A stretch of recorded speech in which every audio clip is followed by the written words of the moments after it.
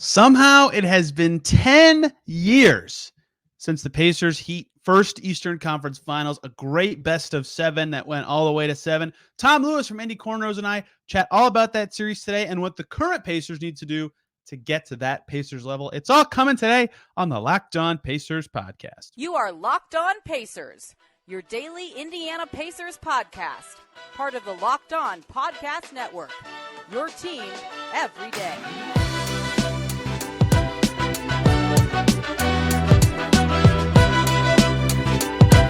Happy Wednesday, everybody. Welcome into another edition of the Locked On Pacers podcast, where we, of course, talk about the Indiana Pacers. As always, my name's Tony East. I cover the team for Forbes and SI. And today, a fun historical episode again. We talked about TJ Warren's 50 bomb last week. Today, looking back at the Eastern Conference Finals from 2013, 10 years ago.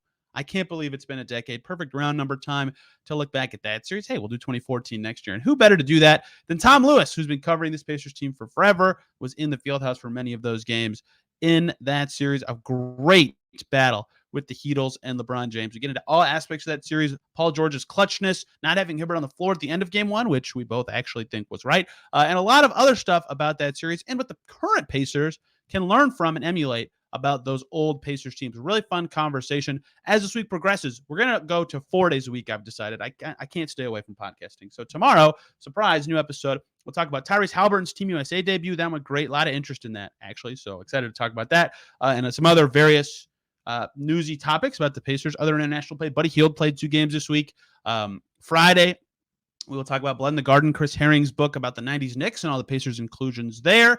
And then a lot of fun stuff next week. And of course, if you want to hear from Pacers center Oscar Tshiebwe, he joined Locked On Pacers for Monday's episodes. You can go back and listen to that. But let's just get right into talking about the 2013 Eastern Conference Finals with Tom Lewis. Somehow, unbelievably, it has been 10 years since the 2013 Conference Finals, where the Pacers were almost on the map in the finals, 1 game away, and yet so far away. All at the same time. 10 years, nice round number, and a nice, good time to look back on that series, especially with the current Pacers team ascending and hoping to be there at some point in the future. With me to do this, Pacers historian, I don't know if that's fair, the publisher of Indy Cornrows, running it for a long time. You've known him if you've heard the show before. It's Tom Lewis, a.k.a. Indy Cornrows. Tom, doesn't this feel like yesterday? In some ways it does, but also thinking back on all these times, it seems like maybe 30 years ago. So some painful memories in there. It's interesting looking back at the names of the players in this series and how many of them aren't in the league anymore. Like, that makes it feel like a long time ago, like Ray Allen playing big minutes, Mario Chalmers playing big minutes on Miami's side. Obviously, the entire Pacers starting 5 is out of the league except for PG from that series, right? Like, it feels ancient in that way. And yet in my head, I'm like, man, they were like, this era just ended, even though it's like 6 years ago. I know. It's like, how did this team get that far? I mean, seriously, it was. It is pretty magnificent. And their defense is a big part of it. Obviously, like we talked about this for 2 seconds before we started, that, you know, getting over 100 in overtime was a miracle. The Pacers were in the 70s twice in the series, the Heat in the 70s once. And then 2 years later, the Warriors like, now we're going to break open basketball. But to me, any discussion of this series starts with the only game that was kind of a swing game. Game 2 sort of was, but that's game 1, right? Like, so much of, if you want to look back and say the Pacers could have won this series, goes back to that game, the ending in OT, even really the ending in regulation, where I forgot about an aspect of that we'll get to in a second, before Paul George's game tying 3. But so much of that game could have changed the course of this series from a momentum perspective, from an outcomes perspective. And, you know, even looking back on it, it was so close in there for the Pacers, and they just could not get it. Yeah. And along with all those elements within that series, I mean, that game was a full announcement that Paul George is ascending as one of the elite players in the league. I mean, he's 22, and he's, you know, sharing daps with LeBron and going head to head. And, you know, any arguments about his, you know, as his career progressed, and you know, there's always a lot of comments about him not being a clutch guy. Well, he does have this game that you can look at as pretty clutch moments. So but the way it turned out is kind of the way Paul George's career turned out. It was like, just not quite good enough. It's interesting that every time there's a stat about Paul George not being clutch, it's like really specific to leave out this exact shot. Exactly. Right? Yeah. Like it has to be to go ahead or in the regular season or what. Game winner. So like, didn't win. yeah, it's like, okay, I guess technically the most clutch shot of his career wasn't a game winner, but I forgot about this. Do you remember with 4 seconds left before he threw it to David West, he almost threw it away? Oh yeah. I forgot about that. And that, the whole thing was madness. And then all of a sudden it's like, oh my God, they're going to pull this thing out. It was incredible. It was a ridiculous shot. And the other thing about game one that is commonly discussed that I want to stomp on before we dive into more intricacies of the series is the last shot and Roy Hibbert's non-inclusion on the play, because obviously LeBron scored right at the rim, blew right by PG and scored, and everybody else was glued to their man on the play. So I get why it's easy to say no Roy Hibbert under the basket, no rim protection. What were they thinking? But like, given who the Heat had in, he couldn't have stood under the basket, or someone else would have been wide open. Like there was a dunker spot player, and then 3 guys standing behind the 3-point line. So maybe he could have been in a dunker spot, but then he's guarding Chris Bosh. So like if he rotates over to guard LeBron, Chris Bosh is now wide open from 5 feet away. Yeah. Like I get why he wasn't in, and the critical error was totally on Paul George getting killed. The only way to have him in would have been to instead give Chris Bosh a wide open dunk. So pick your poison on that. But I think that was the right choice, even though that's still a hot topic all these years later. Yeah, and obviously we debated that quite a bit at the time, and here we are again. But you're right. I mean, that was the Heat's great counter, because Hibbert was such a impact player in that series, and every time he came out, it was like LeBron's like, I got to get in there and start going to the rim. But you're right. And this is the thing that as LeBron, he's in his prime at this point, and as his team succeeded, if he had guys spread around the court, it was pick or poison, and they should have had more help in there, obviously. Taking your chances, but you got guys on the floor that can shoot it. Now, they weren't shooting that great in that game, and obviously would have taken that over a layup. But you're right. But if Hibbert was in there, what are the Heat going to run in? It's going to be something that's going to create a mismatch as well. So that's what happens when you have the best player in the world at the time playing his best. He's a mismatch all by himself, and that for his team. And Pacers just made the wrong choice in that one, obviously, but it is defensible, as you said. The lack of low man rotation is really the issue. Like, just make Bosh do it instead, because the layup was so open. But obviously, Paul George getting totally cooked instantly is the curse and the sin of the play. And, we talk about his amazing clutch shot. Like, that was a disastrous play. And yet, he obviously had this amazing series. And game one, the one that is the swing game, all the rest were blowouts-ish, except for game two, which we'll talk about in a second. But game one really, to me, was like a microcosm of something I wanted to talk about with this whole series, which is like Hibbert was great, and obviously his impact around the rim defensively was fantastic. In game one specifically, he had 19 points. Like, that's huge for what you expect from him. David West had a great series. He had 26 in that game. But all series long, Hill, George, and Lance gave them just like nothing on offense. They just couldn't score. For the whole series, they both shot like 36% from the field. I'm trying to find. I had this up, and I've scrolled so many times I already lost it. Yeah, George Hill for the series shot 38.6%, and Lance shot 36.4%. And in this crucial game one, where one bucket changes it, they were combined 4 for 19. And obviously, Lance did a bunch of other great stuff with his rebounding. George Hill was setting guys up. He had 5 steals. Like, they weren't useless players, but all series long, their inability to score was really pivotal for this team. Yeah, and that was, throughout the series, it was kind of the Pacers, almost every player other than Hibbert really kind of went in waves, game to game. Yeah. You weren't sure what you were getting out of them, but Lance and G. Hill were definitely, was it game 5? I think they both had a pretty good game. Or no, maybe it's game 6. Whatever one they won very late in the series. But, there were those times when I think George Hill got to the line like 10 times in that game. And, there were a lot of times at that point in his career where he would say after a game, guys have been getting on me to be more aggressive and take more shots and look for my offense. And so I was really focusing on that today. And then, you go a week before he had another similar game and say the same thing. And that lack of consistency just kind of highlighted the lack of depth they had on that team, and really the lack of firepower. That whenever the Heat hit the turbo booster as they could, there was nothing in the tank for the Pacers. Hey guys, quick little break here so I can talk to you about FanDuel. Football season is about to kick off, and FanDuel is giving you a chance to win all season long, because right now, when you bet on a Super Bowl winner, you can get bonus bets every single time that team wins during the regular season. Whoa, just pick any team to win the Super Bowl, and you'll get bonus bets for every single victory. You can use your bonus bets on spreads, player props, over-unders, and more. If you think the Chiefs are going to win, go bet on the Chiefs. If you think it's going to be someone else, hey, place it on that. You can get your bonus bets to bet on anything you want over on FanDuel. So visit FanDuel.com/lockdown and start earning bonus bets with America's #1 sportsbook. That's FanDuel.com/lockdown. Make every moment more with FanDuel, America's #1 sportsbook. It does say a lot in retrospect that the only bench player they could even consider for 15 minutes a game was DJ Augustine. With absolutely no shade to DJ Augustine, they needed any depth to help them off the bench, and he was fine at times. Hainsborough wasn't embarrassing that series. Mahinmi was okay, but they needed anybody, especially when those guys were struggling and they didn't get it.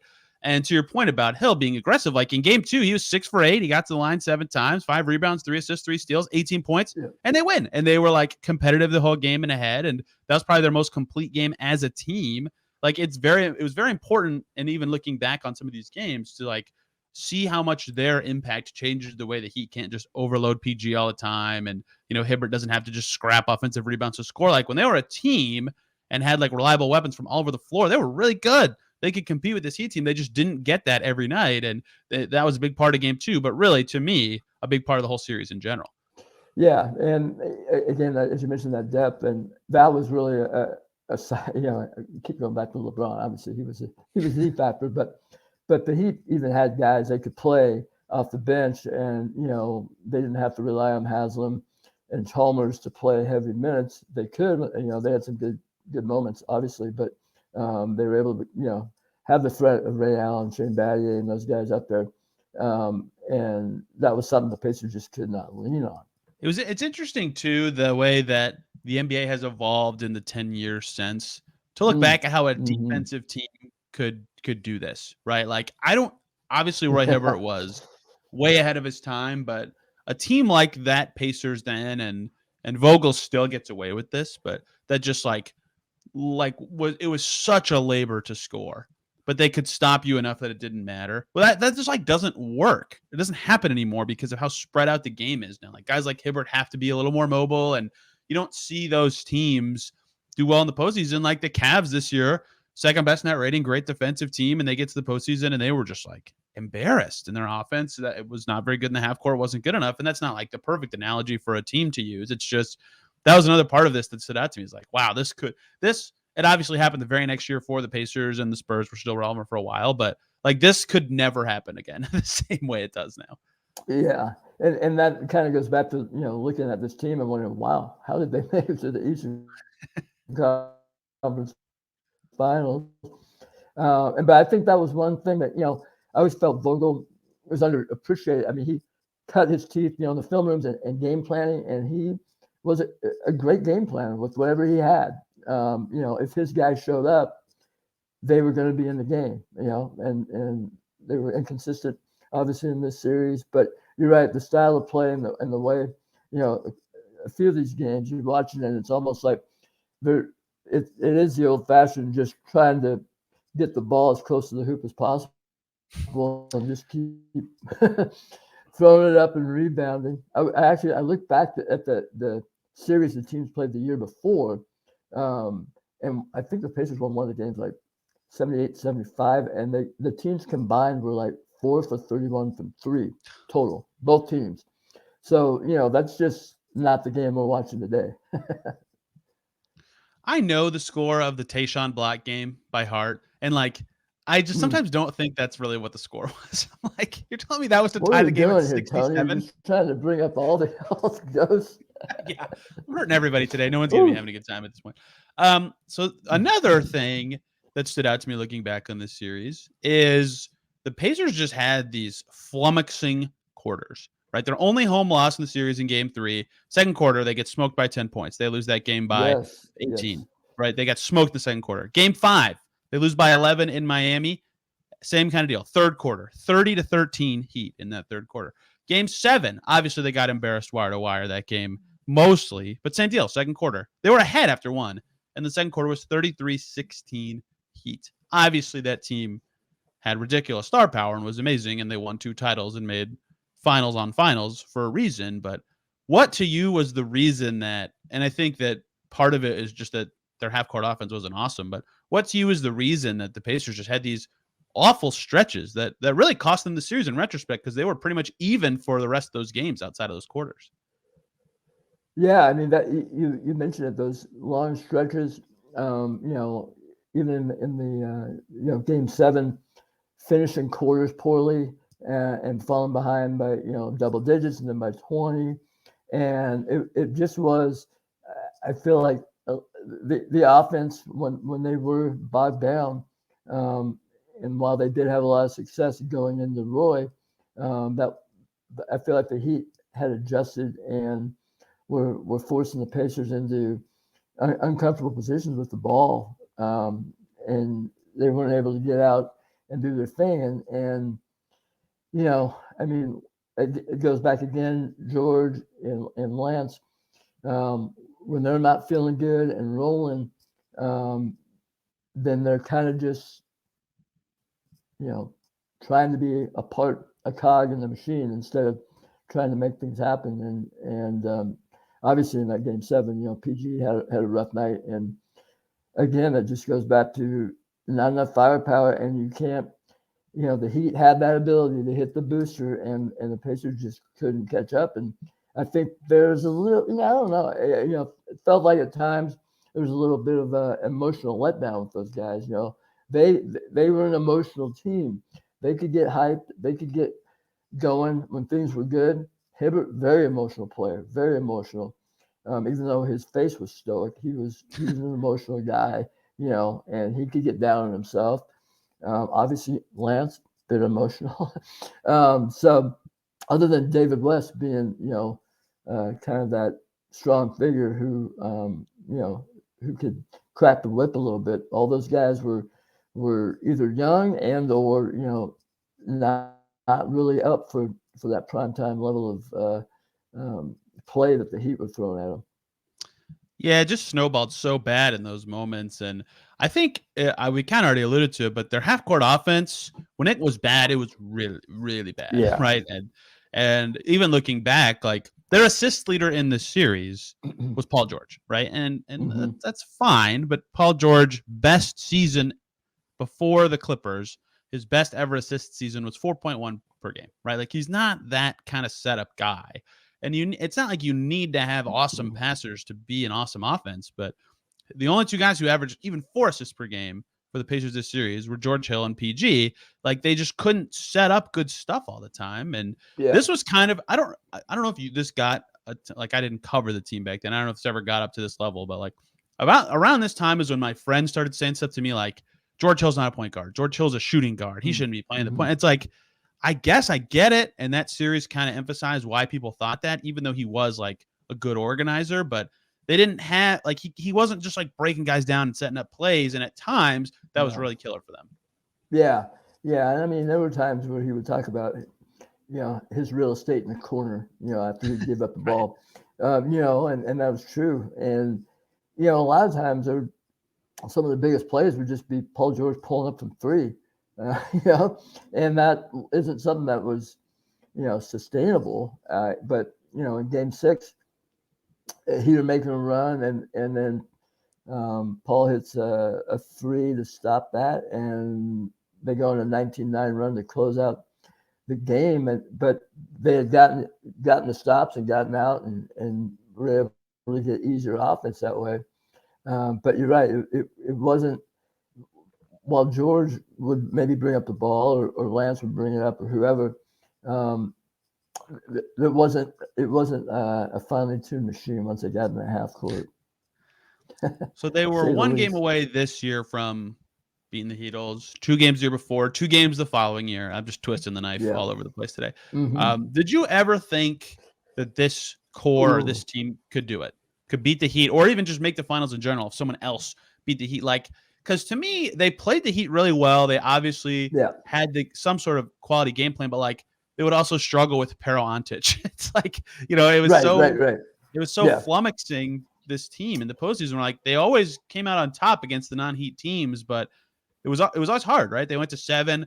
The following year they went to 7 against the Hawks and 6 against the Wizards. Like they struggled the Hawks the year before too. I can't remember. Oh, it was the Melo Block series the year before that. Like they never had it easy. So I thought they were really good, but I never thought they were finals good, if that makes any sense. Yeah, and I vividly remember, sitting up in the field house, and I can't remember specifically what game, but I believe it was 2014, early in that series, and the Heat brought in Greg Oden, and Hibbert just thrashed him. And I was like, they don't have an answer for the Pacers the way they're playing. The Pacers can, they can beat this team. But again, that comes down to consistency, execution, and your key guy still at that point being so young, they just could not get over the hump, and it was just kind of an odd mix. I do appreciate what the Pacers tried to do that next year, as far as even that trade. I'll defend that trade. That's a whole nother podcast or two. But or 10. Just because we're looking at this lineup in 2013, and it was like, they realized they didn't have enough firepower at all. And if you have too many guys on your bench, that's fine. But you have to have everybody buy in. So, and so that kind of exposed that adversity that next year. Really, to me, kind of exposed that they were not going to get over that hump. Even though they were running into prime LeBron here, which, like running into prime Jordan, is bad luck of the draw, but it just wasn't going to happen for that group.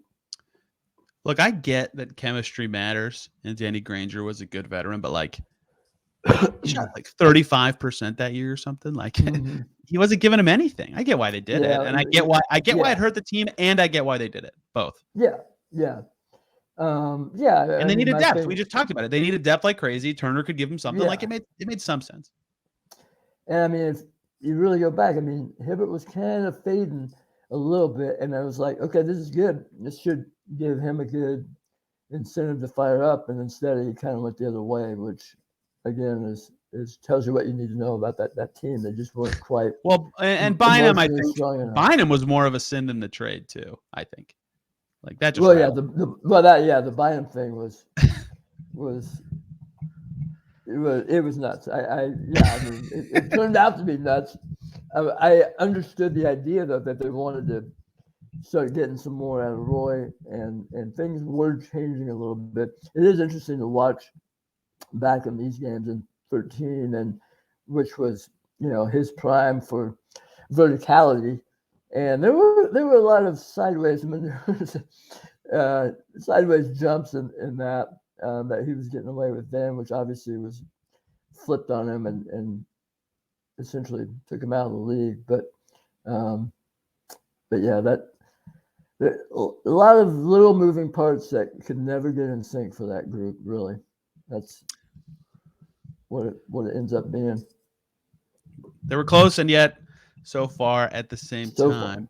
And now there's a new ascending Pacers group, Tom, that would like to at one point be as good as that team, if not better, or at least reach farther points. Tyrese Halliburton's very good. There are a lot of questions about basically every other player and what their role would be on a team that is this good. There's a million answers and a million ways to go with this, and I'll make this as vague as possible. But what does this current Pacers team need to be more like the 2013 Pacers, or to get to where they went? Well, that's a great question, because I'm thinking about that and looking at the two teams right now, as they sit, I think a lot of people would be happy if the Pacers moved a couple of guys. Obviously, the glut of guards slash small forwards or whatever. If we could move a couple of guys like that for a Siakam, OG Anunoby, those type of a big name player, that doesn't appear to be even close to happening. But as far as solidifying that rotation for a deeper playoff run, that makes sense.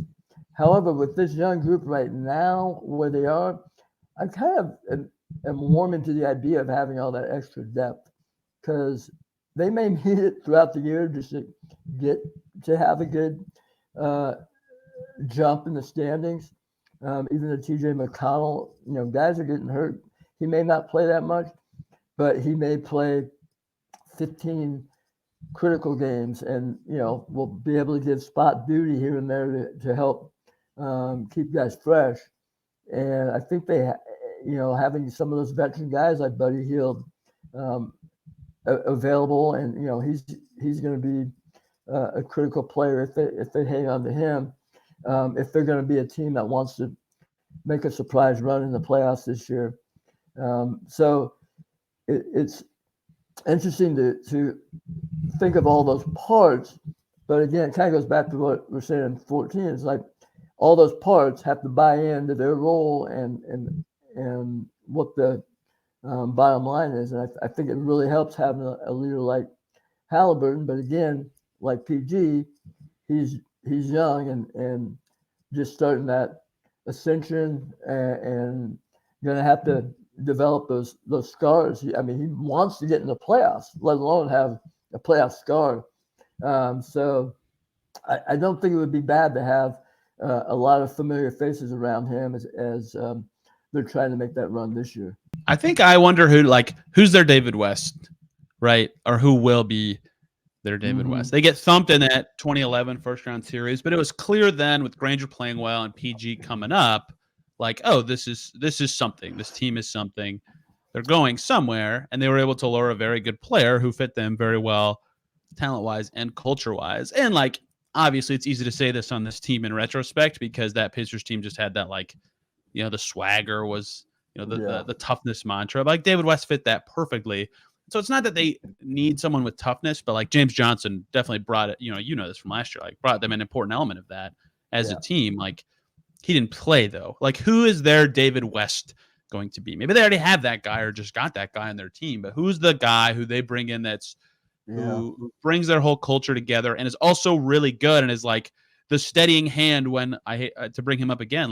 When Parawantic just kicking your butt, who's the guy on your team who's gonna calm everybody down and fight back and make a big play? That was David West. And I don't know if this team, as constructed, well, maybe they have that guy now, but we don't know who it is, or maybe it's an external guy who knows. But that's sort of a stepping stone to me. Is not that specifically in terms of toughness and style, but thematically, who is David West for this team? That is what I think is important to know for their kind of next steps.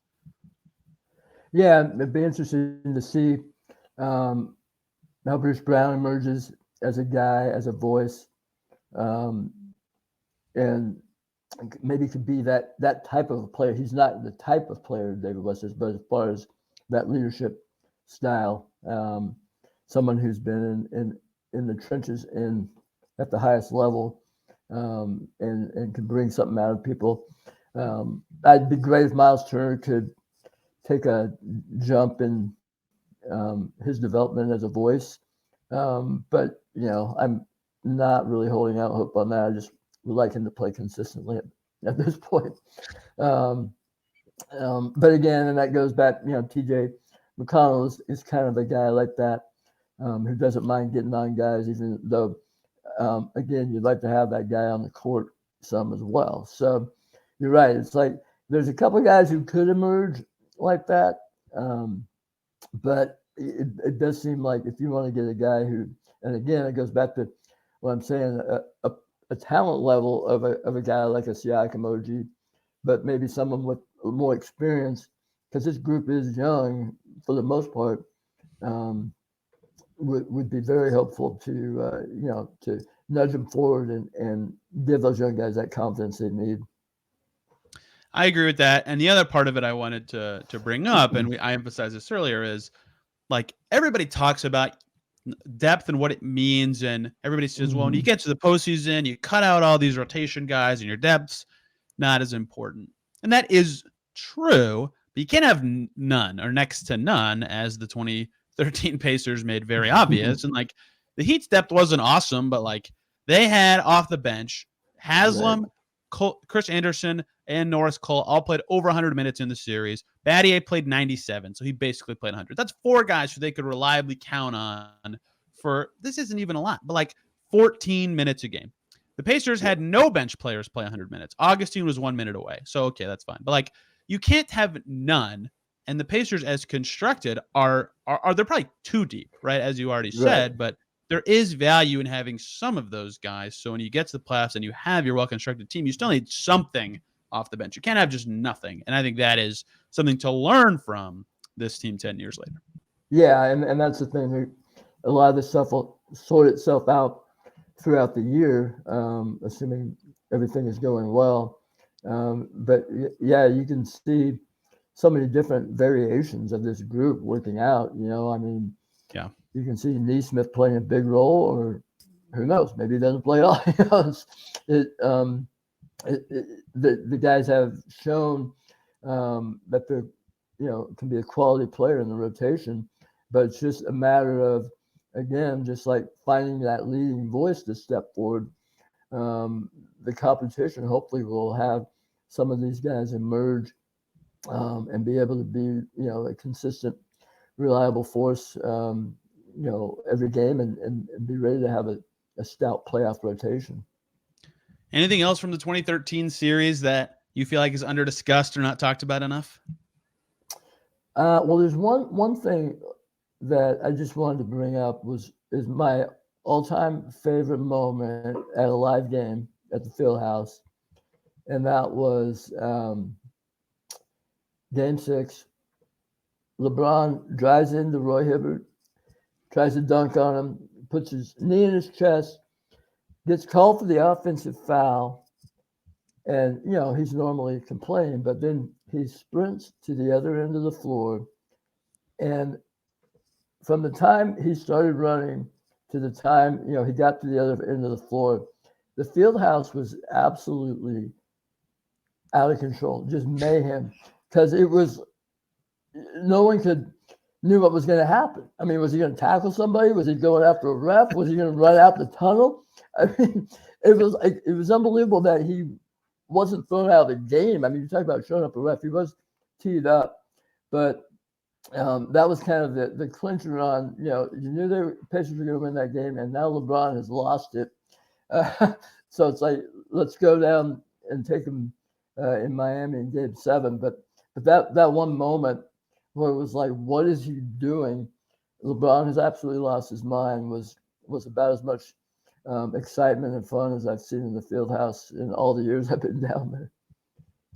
Dang, that's interesting. I don't remember that very well. My LeBron in the Fieldhouse moment's going to be his incredulous look when Bojan was going nuts in Game 3 of 2017. He's like, we can't beat this guy. In 4 years from now, when I do the 10 years look back on that first round series, I cannot wait to talk about the Bojan game. That was a fun one. Tom, thank you for the time. This has been fun. This is a good August experience. This is a good August experience. I like to look back. I'm not good at history stuff, so any excuse for me to dive into this stuff is well appreciated. Where can people follow you and Indy Cornrows these days? Oh, thanks, Tony. That was fun. I have a Substack now, indycornrows.com, and Twitter, Z, whatever, X, Y is at Indy Cornrows. And yeah, same with Instagram. Everything's at Indy Cornrows. So you can find me there. I'm going to do that joke all the time. I just pick a different random letter every time. Instead of X, I will pick a random letter every single time. Close enough, yeah. I haven't met someone who seriously has called the X to my face yet, which is great news. That would be tough. I can't imagine doing that. But. Tomorrow, I didn't realize how much interest there'd be in this. So I probably should have done this today, but whatever. Talking about Halliburton's first game with Team USA. Very fun, very exciting. And a Big bunch of time, other big news time. items that have trickled through the pipe since I last did a news update. And then Friday, talking about Blood in the Garden, Chris Herring's book on the 90s Knicks with some Pacers references in there. Very good stuff. If you want to read along before that, I highly recommend it. Thank you all for listening today. See you soon.